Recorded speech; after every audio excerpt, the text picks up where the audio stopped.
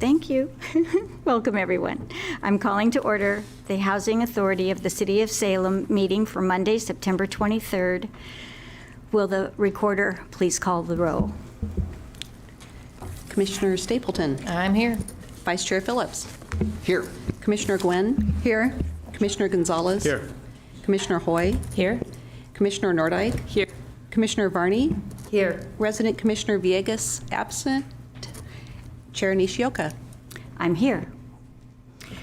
Will everyone stand and join me in the Pledge of Allegiance? I pledge allegiance to the flag of the United States of America and to the republic for which it stands, one nation, under God, indivisible, with liberty and justice for all. Thank you. Vice Chair Phillips, do you have any additions to the agenda? Yes, I move additions. Second. May I speak to the additions? Yes, please. So I think additions include a new report under 3.3A with then a correction to page 15, but then also I think we've been recommended by council to move 3.3A to special orders of business so that staff can do a presentation. Thank you. Oh, and then, yeah, that's the additions. Thank you. So it's been moved and seconded. And will the recorder call the roll? Commissioner Gonzalez. Aye. Commissioner Hoy. Aye. Commissioner Nordike. Aye. Commissioner Varney. Aye. Commissioner Stapleton. Aye. Vice Chair Phillips. Aye. Commissioner Gwen. Aye. Resident Commissioner Villegas absent. Chair Nishioka. Aye. Thank you. So is there anyone signed up? There's no one signed up for public comment. And so may I hear a motion on the item of the consent calendar? I move the consent calendar. Second. Just tonight's consent calendar consists of 3.1A, which is the August 26, 2024 draft Salem Housing Authority minutes, and that concludes the consent calendar because 3.3A was moved to special orders of business. Thank you, Vice Chair. Appreciate that. Recorder? Commissioner Hoy. Aye. Commissioner Nordike. Aye. Commissioner Varney. Aye. Commissioner Stapleton. Aye. Vice Chair Phillips. Aye. Commissioner Gwen. Aye. Commissioner Gonzalez. Aye. Resident Commissioner Villegas absent. Chair Nishioka. Aye. Thank you. So I believe we have no public hearings. And so we are now on item 5, special orders. And Jessica Blakely will do her presentation. Thank you. Thank you, Chair, Commissioners. Good evening. My name is Jessica Blakely, and I'm the Assistant Housing Administrator for the Salem Housing Authority. Tonight, I'll be presenting a brief presentation of our agency budget and capture highlights from the budget narrative located in your packet. Some of the highlights that we have to bring tonight is that you'll see we have a balanced budget in the packet. Our office also operates 2 different cost centers. We have our restricted central federal and our non-federal, which operates under different rules. You'll see that our central federal operates on a deficit and our non-federal subsidizes the gap with our other agency business activity. For example, owning properties and operating properties, as well as our tax exemption partnerships. Many times people assume our budget runs with the city budget. However, it's separate and distinct and operates autonomously. When we look at the employee numbers in the budget, the fluctuations can happen when staff are allocated amongst multiple programs or properties. In this case, the increase is 4 FTE in property management for the opening of Yaquina and Sequoia, 1 FTE addition to the voucher program, 1 FTE added to the Family Self-Sufficiency Program, and 1 added to finance. And that talks about the difference in the staffing. Our authority budget runs differently. We have 3 different fiscal year ends. The city, of course, is fiscal year end of 6/30, and we are 9/30 for our agency, which runs October 1st through September 30th. And then also we have partnerships that have fiscal year ends of 12/31. So we like to keep things very complicated. The funding sources are limited to federal funds, state funds, and income associated with new developments, grants, as well as partnerships. Some highlights on our revenue. 5 years ago, the revenue at the Housing Authority was $28 million, with $20 million of that in housing subsidy. Now you can see our revenues are $43 million, and $31 million of that is housing subsidy. That's a substantial growth over a 5-year period. The pie chart that you'll see in front of you talks about the different types of revenues that we have coming into the Housing Authority. With the operating subsidy being a federal, that's our Section 8 program, our voucher program that you're used to probably hearing about. Fee and other revenue is for our management and development and partnerships. Government grants, such as state-funded homeless service grants and our family self-sufficiency, as well as cash flows from the properties that we individually own. When we look at our expenses, you may notice that our expenses this year are higher than our operating revenues. And we'll get into that in the next slide. But overall, the housing assistance payments you can see in this graph show the amount of money that goes out of our agency and paid to our local landlords. The administrative piece are our employee salaries and their benefits, and then different items that go into the different programs. Our other expenses are where you may see the discrepancy this year, and that is because other expenses don't typically run in the negative. But as we know with housing development, timing is always an issue for everything that we do, and things don't always run concurrently with our fiscal year end. So in this particular case, we have carryover grant funding that we'll be using to supplement some of the programs that we operate at the Housing Authority, as well as the Sequoia Crossings developer fee that we received that just happened to be in the prior fiscal year end, but we're still utilizing those funds to supplement our staff costs moving forward.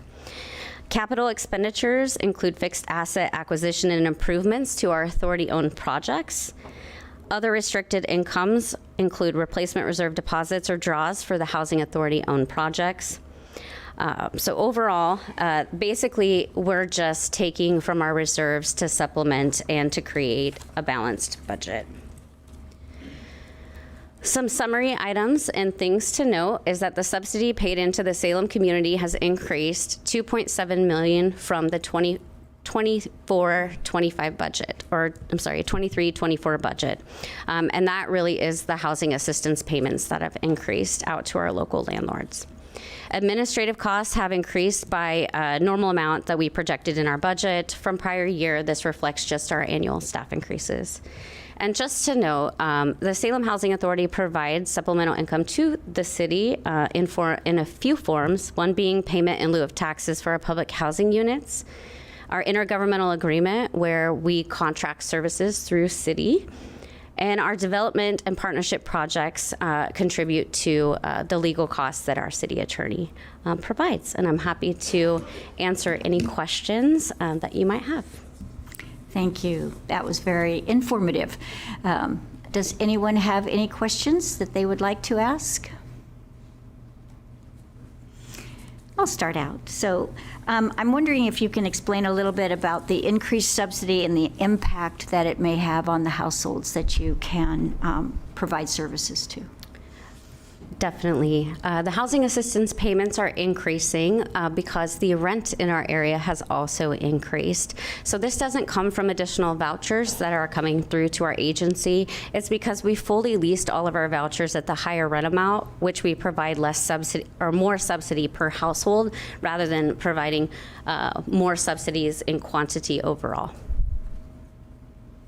Thank you. Yes. Vice Chair Phillips. I think mine might be a follow-up to that. Will the increase in subsidy allow for expanded eligibility criteria or additional services for existing voucher holders? Thank you for the question. That will cover all of the existing households that are experiencing rent increases through their landlords. So it's just matching the rent increases dollar for dollar.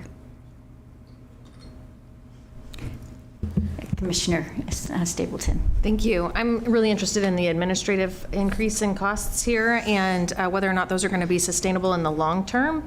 Can you speak to that? Yes, definitely. Thank you. We had taken a pause from development in 2024, and that was just to organize our own capacity internally to ensure that we can continue developing projects in the long term. We use those funds from developer fees to supplement our central office. Many times, the federal budget does not cover our administrative costs. So, for example, the projected 24-25 HUD appropriations right now state that they'll fund our housing assistance payments at 100%, but the projection is for the administrative costs to only be funded at 82%.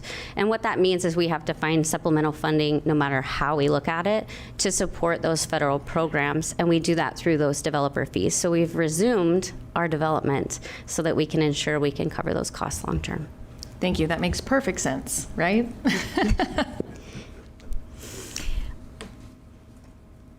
Anyone else? Yes. Just I have a clarification question. Could you clarify the specific projects or services covered under the $151,000 IGA payment? Absolutely. So with the City of Salem contracted services, we find it easy to integrate with the systems that are already in place. So we pay for city legal, we pay for city payroll, we pay for an HR business analyst at our agency, and some of the other just administrative support service like procurement, purchasing, those types of work. And so those are the in-scope costs. If the city does additional work for us, they're able to invoice our agency directly for any specific projects, and that's where we afford the additional funds for legal, because our city attorney helps us through all of those development processes and helps us navigate through that. So we reimburse the city for his time. Yes, Commissioner Gonzalez. Thank you. Are we short-staffed at Sequoia Crossing right now? Because I know No. you mentioned that there's a couple more staff, but... Oh, yes. No, we're not short-staffed. That was the addition of a maintenance mechanic as well as a staff assistant. So these are positions that didn't actually exist in our original pro forma, but we understood the service delivery that was necessary there, so we had to increase our staffing at that project. Okay, thank you. Jessica, I have another question. And looking through the reports that I saw, you have noted that the Salem Housing Authority owns 151 units, and that there's 137 in public housing, and that the housing choice vouchers serve 3,277 households. That's amazing. I would just like to hear that that's, that you serve and that you're, working on providing rental care for others. Yes, thank you for pointing that out. And that's just a small portion of what we do. So we own and manage 789 units. So that's a little bit more than just the public housing and the SHA owned. The difference is those that are owned in partnership. We also have public-private partnerships with some great community developers and community partners, and that has afforded us 1,055 units in partnership. And we look forward to continuously growing that number because those partnerships have been very successful, similar to what you've heard us talk about a lot with Orchard Park and Mahonia Crossings, Claxter Crossings. So we are very grateful for those partnerships, and they're things we cannot take a lead role on, but we absolutely want to see those projects successful for our community. So I think, if I'm not mistaken, we're actually over 5,000 total units. Wow. Thank you. Yes, Commissioner Stapleton. Thank you. I just had one more question, and I'm wondering if you can touch on why the federal numbers that you have here are subjective, and whether or not, if there is a government shutdown at the federal level, if that negatively impacts any programs that you have here locally.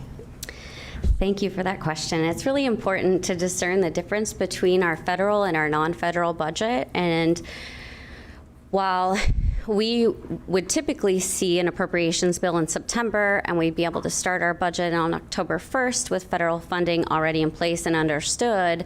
The way the government has gone in the last few election cycles is that they will wait to do a HUD appropriation until after the election. And so what that means is that if there is a government shutdown and not a continuing resolution, we would be responsible for funding the housing assistance payments for our community. And so we keep a healthy reserve in the event that that takes place. We've been facing it more recently than in past.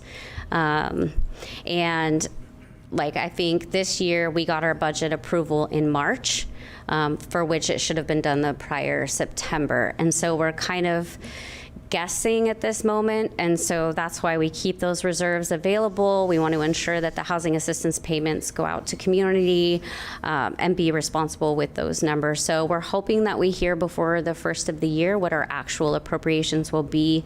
But at the moment, it's looking like 100% for our housing assistance payments, 82% for our administrative costs at our agency, and 92% for our public housing operating and capital subsidies. So definitely a decrease from what we've seen from years past. So utilizing these reserves in the way that we've done in this calendar year represents what we may have to do in the future to supplement those federal buckets. Thank you. Yes, Commissioner Hoy. Just a really general question, but do you feel as though there's more need than ever at this point?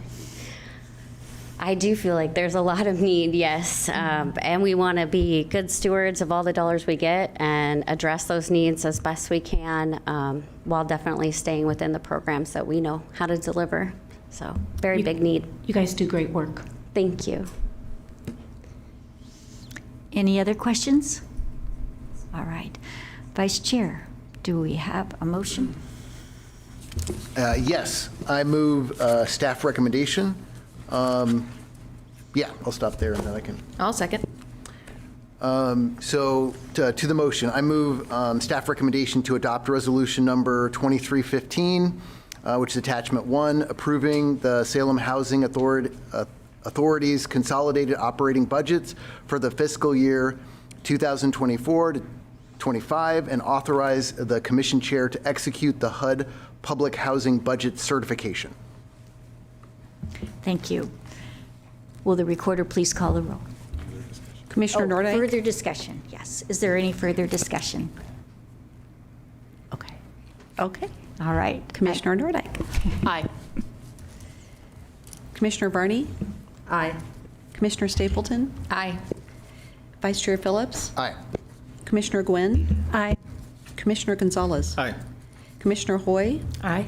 Resident Commissioner Villegas absent. Chair Nishioka? Aye. Thank you. And the motion passes. Thank you for correcting me. Then we have an information report, and do we need to read that? Nicole may speak to it if you'd like. All right. Nicole? Good evening, Chair and Commissioners. I'm Nicole Yates. I'm the Housing Administrator for Salem Housing Authority. I will try to keep this shorter tonight since we did have a budget presentation. I just wanted to highlight a few things. As you can see, we've had some pretty busy months during the summertime, focusing on National Night Out, back to school programs, backpack programs, back to school. We're excited to see that the children are back into school and that we could help support them in any way and our families as necessary to make it another successful school year. A couple of highlights. We wanted to let you know that we will be working as we are nearing our fiscal year end on a look back of the last year, and we look forward to bringing that to you in December of this coming year in the program management report, and to highlight all of the happenings at the Housing Authority for the entire year, and including that growth that Jessica discussed earlier. We are traveling on October 10th out to Kansas City to pick up the Yaquina Hall Historic Preservation Award, and we're excited to be able to bring that back to the Salem community to highlight the historic preservation of a very important project that is serving a great need in the Salem community. I wanted to let everybody know that we will be posting on our website the new small area fair market rents that will go into effect 12/1 of 2024. This is to highlight how much of an increase in rents have happened in this Salem-Keizer community. Some of these are pretty substantial increases, and it will affect the number of voucher households we'll be able to serve.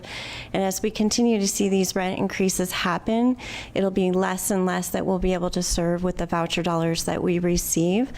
I asked our voucher manager what she thought for if we would potentially be able to open our waiting lists in the next year due to these increases, and she said she could not even fathom being able to open our waiting list in this upcoming year. So we're hoping again that we can see some more voucher funding come back into the proposal so we can continue to help our community. We are applying for every special voucher that we can get, and that's where you do see some of those continued increases in voucher numbers, such as mainstream, emergency housing vouchers, veterans assistance, supportive housing. Everything that we can apply for that we can make work within our community, we are still out there seeking those dollars. Also wanted to let you know that there's cyber scams that are impacting low-income and affordable housing waiting list information through social media, and bring some awareness around this. Our agency is also receiving continual what appear to be cyber phishes with fake landlords. We are very fortunate to have a landlord navigator that can vet those, cross-reference whether they're owners or not owners before any of that information is passed out to any of our applicants, so that they're avoiding paying unnecessary application fees to a cyber scam. One thing that I will tell you is that we've recently been made aware of, and we've also been making our awareness to our applicants and members, is that we're seeing this scam go open about Oregon Housing Authority waiting list. There is no Oregon Housing Authority. There's an Oregon Housing and Community Services. The scam actually posted the Oregon Housing and Community Services website or address on Summer Street for a location to open up for a waiting list and information.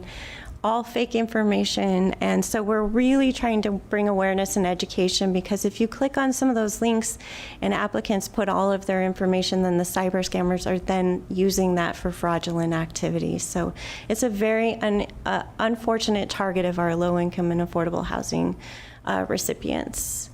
With that said, I'm happy to answer any questions you have tonight. Thank you. Does anyone have any questions? Yes, Commissioner Hoy. Thank you. Nicole, you kind of touched on it, but what do you attribute the increasing number of people in need to most? Is it the rental increase, or? Yes, I can tell you that on any given day, I get over a dozen emails of I'm in need of assistance. I can no longer afford my rent. My rent is increased. If they've had a DV situation or some life circumstance that suddenly they don't have an emergency fund set aside, individuals are quickly losing their rent because they don't have even 1 month's rent set aside. We're seeing rents, just so you're made aware, our new one-bedroom rents are upwards of $1,300 on average for a one-bedroom. They go upwards of $2,800 for 3 bedrooms in different zip codes throughout Salem. There's many individuals that if they don't have dual incomes in their household are no longer able to afford what the rents are out there on the market. The other impact that we're seeing, a great need, is that our senior community is maybe they were once they're homeowners. They're not able to take the impacts of the PG increases, the utility increases they're facing, and then property tax increases. And the biggest impact that we're seeing throughout our affordable housing is the insurance costs, not only for vehicles, but for renters insurance, for homeowners insurance. We're seeing some seniors say they just cannot afford even their home, or they're not being insuring their home. And it's greatly impacting our ability. We're seeing daily needs come through the door that we haven't seen at this level before. And we're also seeing our call volume and our email volume increase drastically, which is we've accounted it out to be about that we need 10 full-time employees at our front desk just to keep up with the volume of calls we receive. Thank you. Any other questions? Thank you again, Nicole. That was wonderful information. And again, we appreciate all the work that you are doing. So thank you. Thank you. I call the meeting adjourned.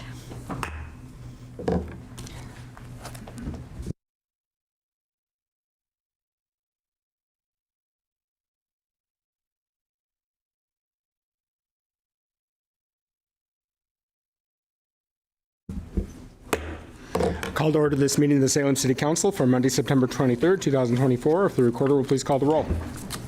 Counselor Stapleton. I'm here. Counselor Nishioka. Counselor Phillips. Here. Counselor Gwynn. Here. Counselor Gonzalez. Here. Counselor Hoy. Here.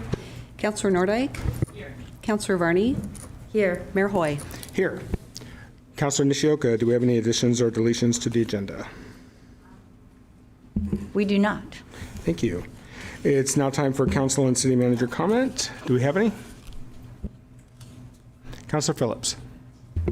Thank you, Mayor. It's that time of year again. I'd like to encourage everybody to get their seasonal COVID and influenza shot. They're widely available throughout our community. I think everybody in our household is now up to date on their shots.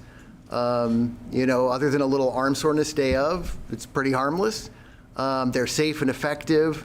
And they're, I think, available, the COVID shots and influenza shots are available for everybody over the age of 6 months. So I think last year there was a nominal change in that people over the age of 65 can get 2 a year. So if it's been more than 4 months, you're eligible again if you're over the age of 65. And what's out right now is new, and it's matched to the current circulating strains of COVID. So, you know, they're safe, they're effective. And as an emergency room doctor, I just can't recommend them enough. You know, an ounce of prevention is worth a pound of cure, as they say. So get your shots. Thank you, Councilor. I got mine on the first. I would say it's a little more than a day of sore arm, but day and a half, but no other symptoms. So yeah, definitely. And last week, I think I had 3 emails from a variety of venues telling me that people I had been near had COVID exposure. So yeah, it's out there big time right now. Councilor Nordike. Thank you so much, and good evening, folks. So before I begin my remarks, I want to say I'm so excited for the forthcoming ceremony that we're having this evening, and I'm so honored to see so many members of our fire department in the audience tonight. And if you are interested in learning more about our fire department, supporting their work, there is a nonprofit in town known as the Salem Fire Foundation. And I would encourage you to get to know them and get involved. They have helped train CPR to 8th grade students and done so much more to help our community. So Salem Fire Foundation, definitely watch out for them. Today was a really eventful day for me. I work with children in foster care. And today I met with 2 of our foster youth siblings today for lunch. The younger sibling just graduated from high school, and she has been volunteering at Salem Health, and now she wants to be a nurse. Her older sibling is now a junior in college. She has been working as a bilingual teaching assistant in the area, and now she wants to be a teacher. These 2 girls are now at Western Oregon, and I was so proud to work with them to help them get school supplies and help set them up for success in college. And opportunities where I get to work directly with our youth mean the world to me. Then after that, I went to the Oregon State Legislature today, again with my nonprofit hat on, to help advocate for the entire Oregon CASA network. And with me, I brought a student for her to do the real talking. She has been to more than 2 elementary schools, 2 middle schools, and 2 high schools. She's lived out of a car and on a couch. But today, she testified in front of the legislature and shared her story. And when she was done, her roommate drove her back to Linfield University. So these are just some of the examples of the incredible kids who came from this community, who demonstrate real resilience and how adversity can be a catalyst for positive change. So I just wanted to share that within this very community, we have incredibly brave kids who've gone through things and are now doing amazing things. Lastly, I'd like to give a shout out to Capital Pride for an incredible Pride in the Park event, very well attended. There were booths from a lot of different nonprofit organizations. The Salem Public Library was there in attendance. It does not go unnoticed when I see community partners show up to support our community in this way. So I want to say thank you to everyone who helped make that event a huge success. Capital Pride, all of its volunteers, everyone who signed up for a booth, everyone who sponsored that event. Please show them some support. Thank you so much. Thank you, Councilor. Councilor Stapleton. Thank you so much, sir. I just wanted to likewise say Capital Pride was a blast this year. Took my family down there like we do every year and had a wonderful time. And I also wanted to bring up the fact that we have had more deaths in our transportation system since I talked about this last time. And sadly, we had a kiddo hit in a crosswalk near a school. And so I wanted to bring up again the importance of back to school, the importance of safe routes to school. I know that this council has done a lot in support of safer transportation for folks who are walking and biking. And I know it's really important to us as a community, but that means that we all have to slow down and pay more attention. So wanted to bring that up here. Thanks for the time. Thank you, Councilor. Further comments? Councilor Hoy. Thank you. Well, jet lag's a thing. I rolled in at about 2 o'clock this morning from Italy and told my husband, please take me for Mexican food because I ate too much pasta and all that kind of stuff. But speaking of Mexican food, this Saturday is the Viva Salem event that Irma Coleman has worked very hard to put together, and it's happening at Riverfront Park this Saturday, the 28th, from noon to 6 p.m., and entry is free. And there's going to be food and art and music, performances, and fun family activities. So hope to see you there. Thank you, Councilor. Further comments? All right. Well, now it is my great pleasure to invite up our new fire chief for his swearing in. So David GERBOTH, if you would come up and join me up front.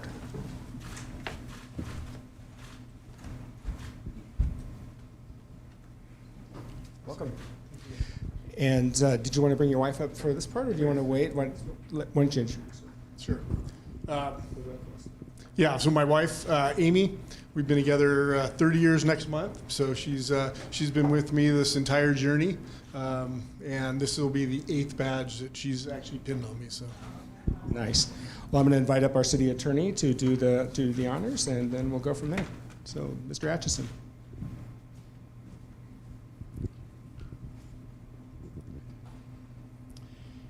So please repeat after me. I state your name. I, David GERBOTH, Do solemnly swear or affirm do solemnly swear or affirm to faithfully execute the duties of Fire Chief for the City of Salem, to faithfully execute the duties of Fire Chief for the City of Salem, to selflessly serve the citizens of Salem to selflessly serve the citizens of Salem with respect, integrity, and excellence, with respect, integrity, and excellence, to uphold the Constitution of the United States of America, to uphold the Constitution of the United States of America, the Constitution of the State of Oregon, the Constitution of the State of Oregon, and the laws and ordinances of the City of Salem, and the laws and ordinances of the City of Salem, and the mission of the Salem Fire Department. and the mission of the Salem Fire Department. So help me God. So help me God. Congratulations.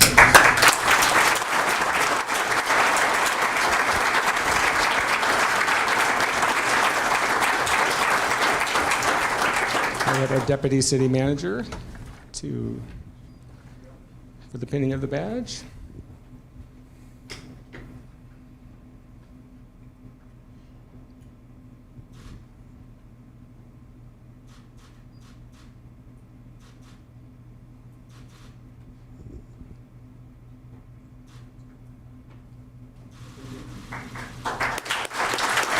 Congratulations.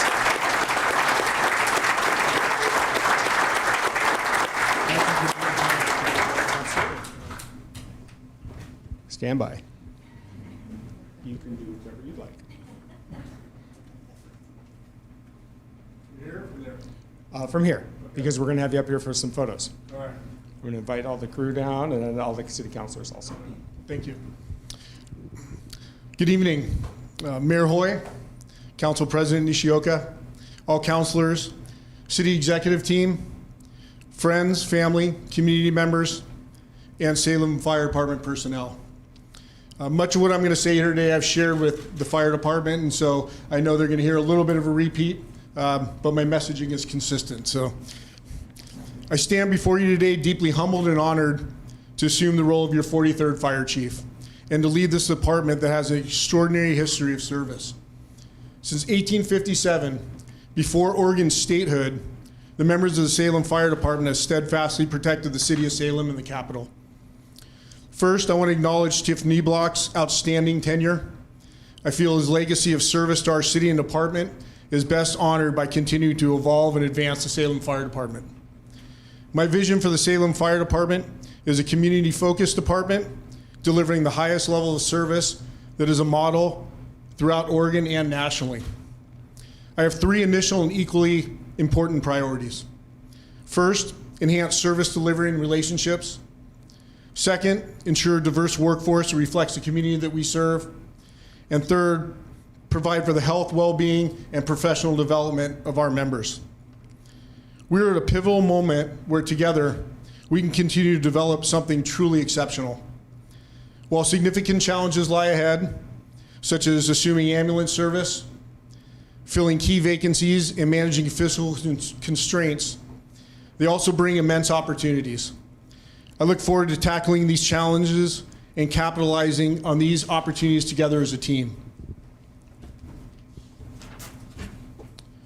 I'm grateful to every friend, peer, and mentor who has helped me realize my dream of serving Salem and the fire department. And I must especially thank my wife, Amy. We've been together now, as I mentioned, 30 years, and about the last 25 of which I've been promising her a lighter workload, and next month's going to be easier. I got to tell you, next month and next month and the next month and next year is not going to be easier, so there's a lot of work to do. But every day that I spend in Salem, I feel extremely fortunate. We stand on the brink of an incredible era for the Salem Fire Department, and I am profoundly honored and excited to be part of it. And I want to thank you all very much. Salem City Councilors, come on up for a photo. City Councilors, want to get you down here.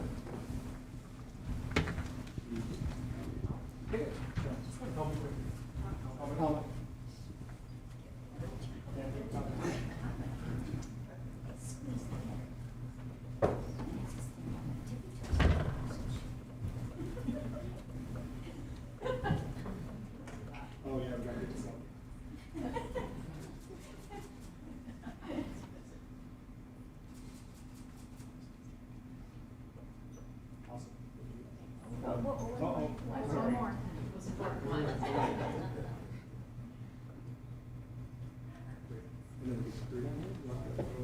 That would be awesome. Yeah.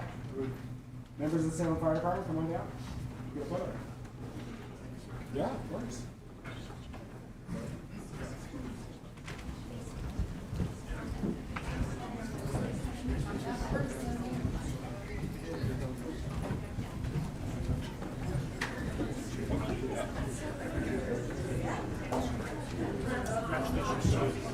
Thank you.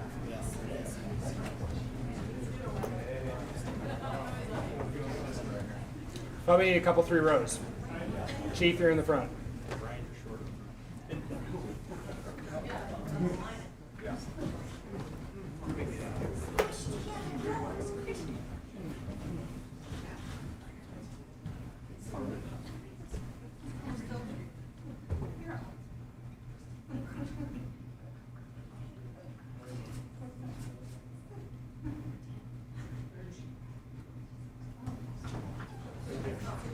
Thank you. Awesome. Thank you so much.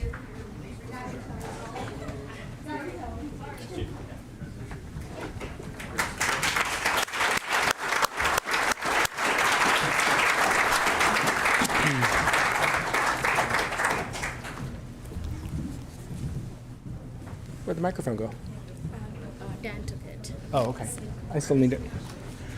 All right. It's a night of ceremony. We are now going to do a proclamation commemorating National Community Planning Month. I'd like to invite down Lisa Anderson Ogilvie. And do you have additional staff, Lisa? No. All right.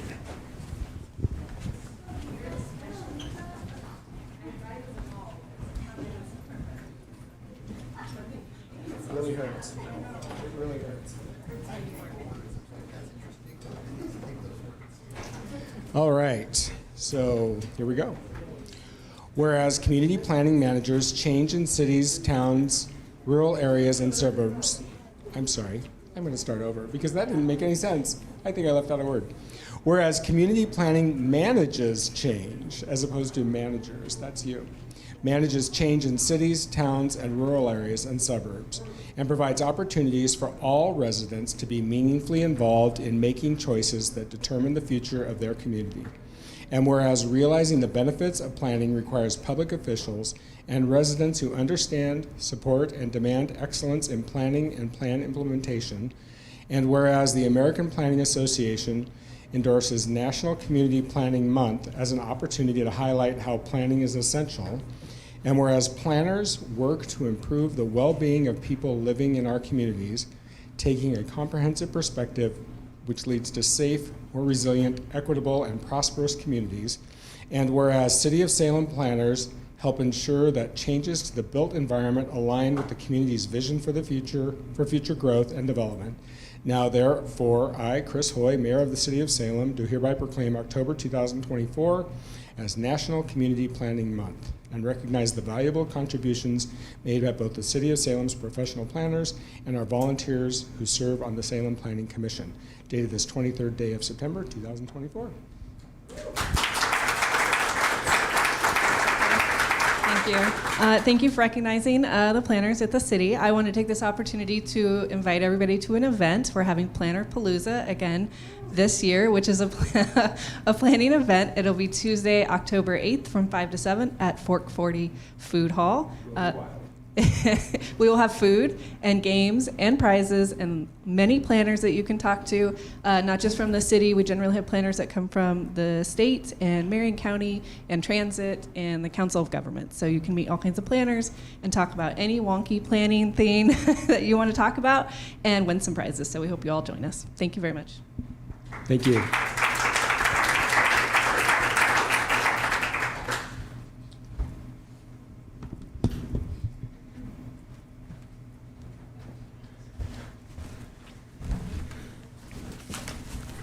All right, we're going to do one more thing, not on the written agenda, but it'll just be very brief. Last week, Councilor Nordike, Councilor Nishioka, and I, along with our city manager, our airport manager, John Pascal, our public works director, Brian Martin, and operations division manager, oh wow, that was straight out of the memory bank. Mark Bechtel, we're honored to, along with our partners from the Salem Chamber, Travel Salem, and Fly Salem, we received an award on behalf of the city from SEDCOR honoring an outstanding public-private partnership. And this was in the relaunching commercial passenger air service at the Salem Airport. And this is the award we were presented. And I wanted to formally present this to Mark Bechtel this evening so he could take it to the airport and display it there properly. So Mark, if you would come on down.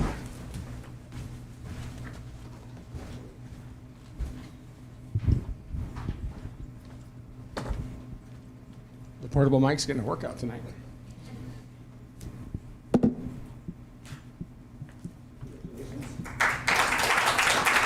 you like to say a few words? Thank you, Mayor. Just want to reiterate this is a partnership. It was a public-private partnership, and a lot of people were part of the team. Thank you, city councilors and the mayor. The Fly Salem group, headed by Brent DeHart, Travel Salem, the Chamber of Commerce, Avello Airlines, and all the airport staff and public works staff that were involved. Just a great thanks to everybody and a great shout out. And it was really neat to get this award. Thank you. Thank you. Good job.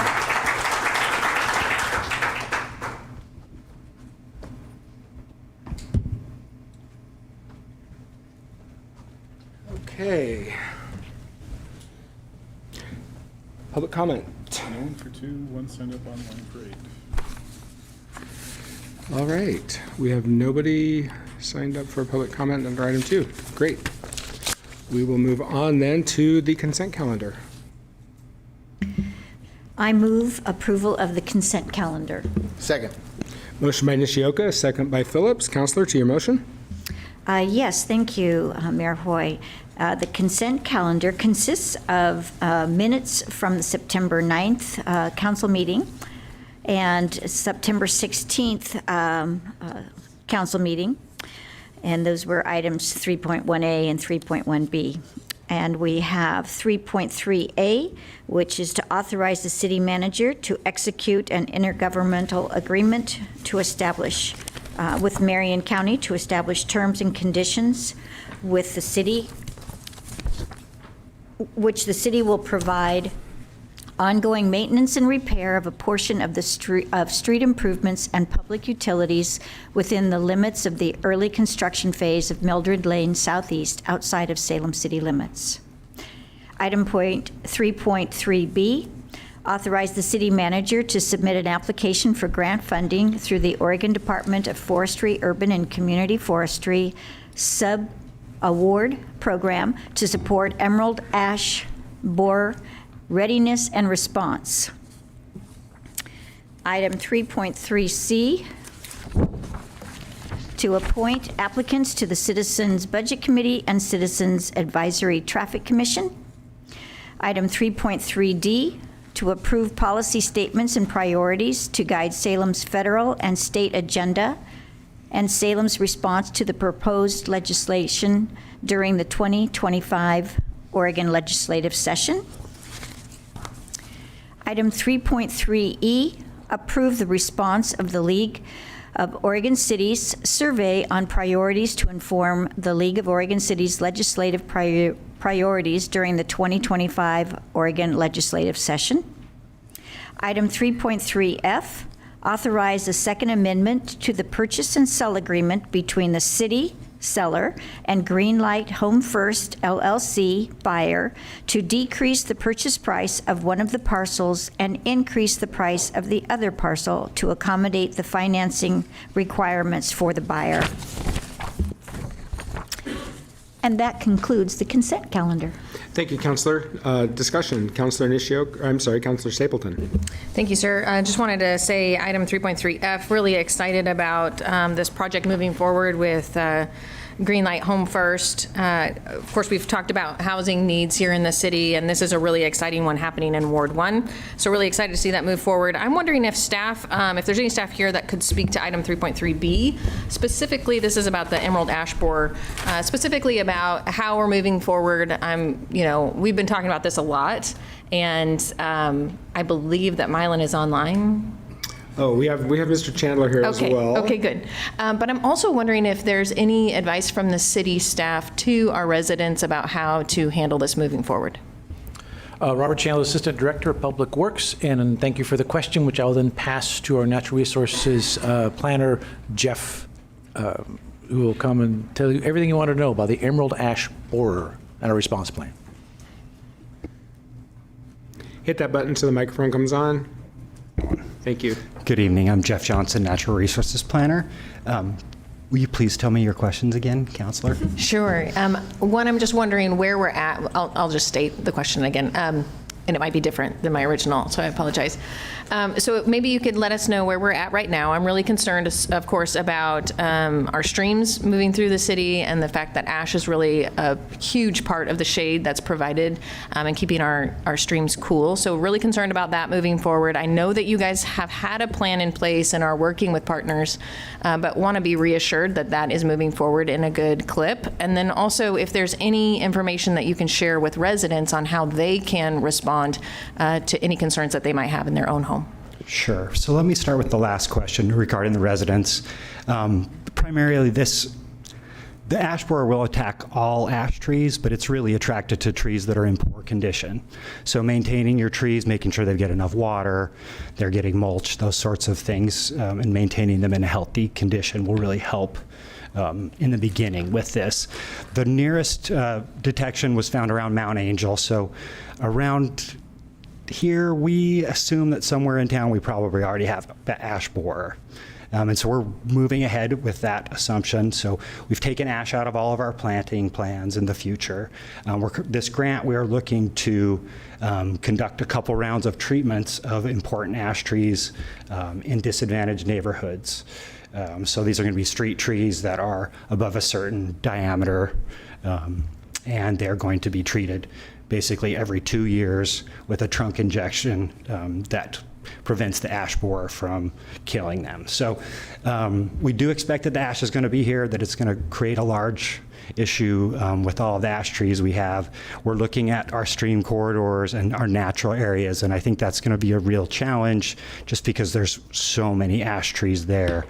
And so one of the things that we are asking for funding under this grant application is to get funds to plant trees under some of these existing ash areas so that we can reduce those impacts as they come along, give the trees a bit of time to grow and start to function ecologically. Thank you so much for that, and really excited to hear that you guys are going for this and that we're taking a really proactive stance. I really am happy to hear that we're looking at doing some underplanting in those areas. Can you tell me, is there a firewood movement ban from county to county right now? There is. So there is a complete quarantine on firewood movement out of Marion County. Okay. And so it's not affecting Polk currently, but yeah, so any firewood that's in the county, you can't move it out of the county. They recommend not really even moving it very far if you can. The closer you get your firewood to where you burn it will help keep this, slow the spread of the ash borer. Thank you so much for your help tonight. You're welcome. Thank you. Further discussion? Councilor Nordyke. If we see the emerald ash borer on a tree, what should we do? We are working through how we're going to deal with public inquiries about this, and that is one of the things in the grant that we're hoping to do is have someone facilitate this outreach. Right now, they can reach out to either Natural Resources or our Urban Forestry group, and we can provide some basic information, and depending on where the tree is, if it's a city-owned tree, we can go take a look at it, check for the ash borer. Further discussion? Will the recorder please call the roll? Councillor Hoy? Aye. Councillor Nordyke? Aye. Councillor Varney? Aye. Councillor Stapleton? Aye. Councillor Nishioka? Aye. Councillor Phillips? Aye. Councillor Gwynn? Aye. Councillor Gonzalez? Aye. Mayor Hoy? Aye. Motion passes. We have no public hearings. We have no special orders of business, so we are on to information reports. Item 6A. Anything? 6B? Oh, I'm sorry. Which one? 6A. 6A. What? Yes. Yes, I was hoping to ask staff about one of the listed expenses. This had to do with, I forget, I think it's, we're going to just go straight to Josh. Thank you, Counselor. Josh Eggleston, Chief Financial Officer. I think you're referring to the Red Flex traffic systems. I'm like, wow, Josh has amazing, I mean, that was some telepathy going on there because I never actually heard a question. And I'm like, how did he know? He knew. He knew. That's what she wanted to know about. That was I couldn't remember very the number. impressive. Thank you. I was informed to be prepared, so. Could you restate the actual topic? Absolutely. So we're talking about Red Flex traffic systems or Vera Mobility. It's on, I think, page 5 of the purchasing report for $583,200 out of the general fund. And that is the fixed contract cost for our photo red light and speed on green systems that are currently operated in Salem. We pay a fixed cost per intersection as well as a per citation fee that gets issued. I think the main point we want to get across here is we do generate dollars from those citations eventually after they're adjudicated. This is one of the fixed costs. We also have some indirect costs with the court adjudication and then the customer service center. And then also we have reserve officers that review each and every citation that gets issued. So in this case, we're not really looking to generate revenue. We're looking for cost neutrality. And we're actually planning to come back to council later this year asking to expand the program even further. It's a very effective program. Thank you. Councilor Stapleton. Thank you. Are we meeting that cost neutrality? It's a really good question. I can't say for sure because we don't track those costs directly. A lot of them are indirect. But yes, I believe so. So last year we generated about 1.8 million in between photo red light and speed on green citations. This contract cost is a part of that. And then we have the reserve officers, actual cashiers that receipt the dollars, and then the court process to adjudicate the fines. And that can vary because some people will pay online and there's very little impact to court. Others want to come and talk to the judge. And you'd be surprised how many, even when you see a video, they still want to come and talk to the judge about it. Thank you. Councilor Phillips. Yeah, thank you, Mayor, and thank you to my colleagues for bringing this up. I apologize to staff for not asking ahead of time my questions, but I guess I've heard a pretty high-level discussion right now, but we're talking about the red light enforcement at some of our bigger intersections and the speeding even when the light's green. And my understanding is the primary benefit is to reduce speeding so that we have fewer crashes and improve safety across our town with the goal of being revenue neutral. We're not trying to make money off of this. The benefit is we pay for the services and then get a safer community. Is that your guys' understanding as well? Yes, absolutely. That is correct. I guess my follow-up question would be, how many intersections currently have these capabilities? It's a little different between photo red light and speed on green. We're looking to get to all 7 approaches that we have for photo red light. I think, have we implemented the rest of the speed on green at this point, Chief? Mayor and Councilors, Trevor Womack, Chief of Police. We have 6 intersections with 7 approaches, actually, because one intersection has 2. It's by approach direction. It's not the whole intersection. And they all have speed on green now. So it was just this past year, just a couple months ago, I notified Council that we activated the last speed on green. It was 2 intersections that we had to partner with ODOT on because they're state highways also. So it took us a little bit longer to get that done. So all those approaches now get red light violations, and also if you're speeding through the green light, it'll catch you that way as well. And thank you for the testimony. Again, one of my questions is, what I've seen presented previously in years past is that it has a dramatic impact within a short period of time in terms of both, decreasing infractions and reducing speed at those locations. Is that broadly correct? Correct. Our first program began back in 2008, so it's a long-standing program. It's expanded along the way, but the first cameras were in 2008. There's biannual reporting that's required by state law that we report to the state. Those are all posted online, and so those have showed the data, how the crashes and violations have gone down, and they've stayed down even though our traffic volume has increased year after year. Just to clarify, Chief, I think it was 2018. Oh. I had a typo in my press release. Yeah, it's 2018. Yeah, sorry about that. That's all right. And if I may, just one additional follow-up question. I'm not sure to which staff member this would be directed, but are there any additional intersections? I mean, this seems very successful. As an emergency room doctor, I want to see fewer crashes and lower speeds. So I'm very supportive of this program.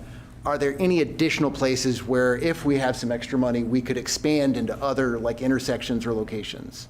Yes, we're researching that now. So we have to work with the vendor on that. There has to be, in order for it to be cost neutral, you have to have enough violations. And so that's why you don't see the smaller intersections with low traffic, usually at high volume intersections. So we're looking at the number of crashes, the number of violations, the amount of traffic, to make sure that it could justify the cost of the system. But there are 2 or 3 additional approaches that we want to add, and we can provide more information on it as we get closer. Thank you. Councilor Nishioka. Thank you, and my apologies for trying to ask the question earlier and then and knowing that Josh had the answers already. I just went right to him. But we have constituents that are always suggesting either to get more of the speed on green or red light because they hope to see that correct some of the poor behavior, and also I think too often people believe that this is making money for the city. And so my point was more to show the cost and that, we hope to be in a cost recovery situation, and it's not really generously funding the city, but it is something that is critical to helping people correct behavior so that we can reduce accidents and deaths. So basically, I just wanted to finish up with that and sort of explain, but I'm looking forward to further lights that may come forward and support the project. Thank you, Councilor. I think Councilor Phillips also summarized the philosophy and the reason for the program very well. It would be negative. I would never want to make revenue decisions based on traffic enforcement, right? That's the wrong motivation for issuing tickets. This is all about reducing injury collisions and improving safety and being cost neutral in the approach. Thank you, Chief. Councilor Gwynn. I am so sorry. I am not finding it in the, so can somebody tell me, like, where it is? Councilor, if you could turn on your microphone. No, Councilor Nishioka. So if you will take the report and then the back page, flip it, it is on this page, number 5. Thank you. And that's why I was struggling. Any additional discussion on item 6A? 6B? 6C? All right, we are on to first readings, item 7.1A. Ordinance Bill Number 1224, an ordinance declaring certain territory located at 2355 Davis Road South and land adjacent annexed to the City of Salem, prescribing zoning and withdrawing the territory from the Salem Suburban Rural Fire Protection District. Councilor Nordyke. Thank you. I'd move advancement of Ordinance Bill Number 1224, approving annexation, applying city zoning, and approving withdrawal from the Salem Suburban Rural Fire Protection District for a territory located at 2355 Davis Road South and land adjacent to second reading for passage. Second. Motion by Nordyke, second by Stapleton. Councilor, do you have anything further for your motion? No. Thank you. Is there further discussion? Will the recorder please call the roll? Councilor Nordyke. Aye. Councilor Varney. Aye. Councilor Stapleton. Aye. Councilor Nishioka. Aye. Councilor Phillips. Aye. Councilor Gwynn. Aye. Councilor Gonzalez. Aye. Councilor Hoy. Aye. Mayor Hoy. Aye. Motion passes. Now we're on to second readings, item 7.2A. And tonight, Mark will be reading the second reading of the Ordinance 824, so bear with me one moment, please.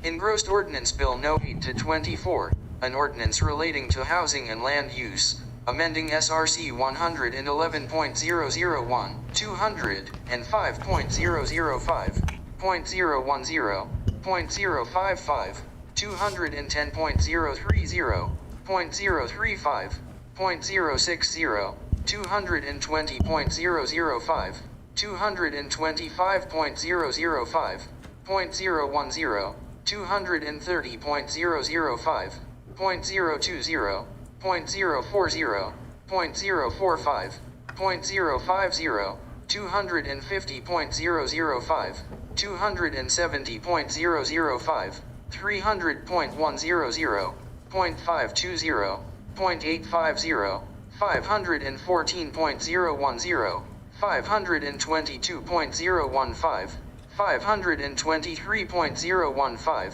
524.005, .010, 525.010, 531.025, 533.010, .015, 534.010, .015, 536.015, 537.010,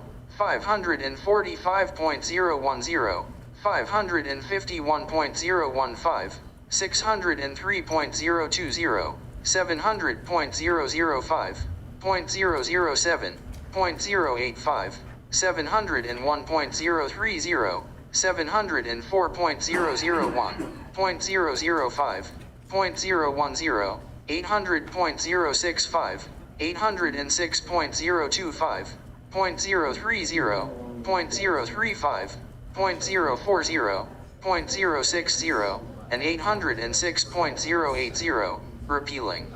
SRC 525.015.020,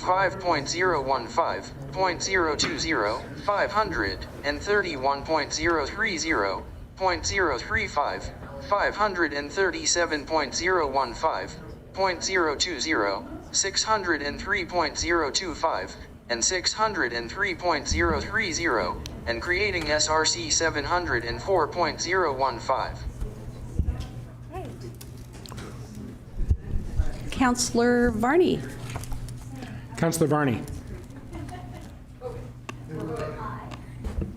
Aye. Counselor Stapleton. Aye. Counselor Nishioka. Aye. Counselor Phillips. Heck yes. Counselor Gwynn. Aye. Counselor Gonzalez. Aye.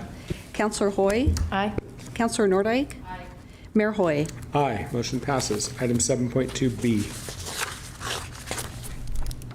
Ordinance Bill number 924, an ordinance relating to utilities and stormwater, amending SRC 70.005, .070, .310, 71.025, .055, .080, .085, .087, .090, .095, and 71.100. Counselor Stapleton. Aye. Counselor Nishioka. Aye. Counselor Phillips. Heck yes. Counselor Gwynn. Aye. Counselor Gonzalez. Aye. Counselor Hoy. Aye. Counselor Nordike. Aye. Counselor Varney. Aye. Mayor Hoy. Aye. Motion passes. Item 7.2C. Ordinance Bill number 1024, an ordinance vacating a portion of right-of-way for First Street Northwest. Counselor Nishioka. Aye. Counselor Phillips. Aye. Counselor Gwynn. Aye. Counselor Gonzalez. Aye. Counselor Hoy. Aye. Counselor Nordike. Counselor Varney. Aye. Counselor Stapleton. Aye. Mayor Hoy. Aye. Motion passes. Item 7.2D. Ordinance Bill number 324, an ordinance relating to erosion control permits, amending SRC Chapter 75.050. Counselor Phillips. Heck yes. Counselor Gwynn. Aye. Counselor Gonzalez. Aye. Counselor Hoy. Aye. Counselor Nordike. Counselor Varney. Counselor Stapleton. Aye. Counselor Nishioka. Aye. Mayor Hoy. Aye. Motion passes. All right, we're now on to item 8, public comment. We have one person signed up online, Evan Manville. If you'll come on, introduce yourself, and you have 3 minutes, and the timer should be on your screen. He's not in the room? He was here earlier and went home and was going to sign in online. I'm assuming he thought our meeting might go longer. All right, well, I'm sorry. It's all right. We're not going to wait. So, seeing no further business, we're adjourned.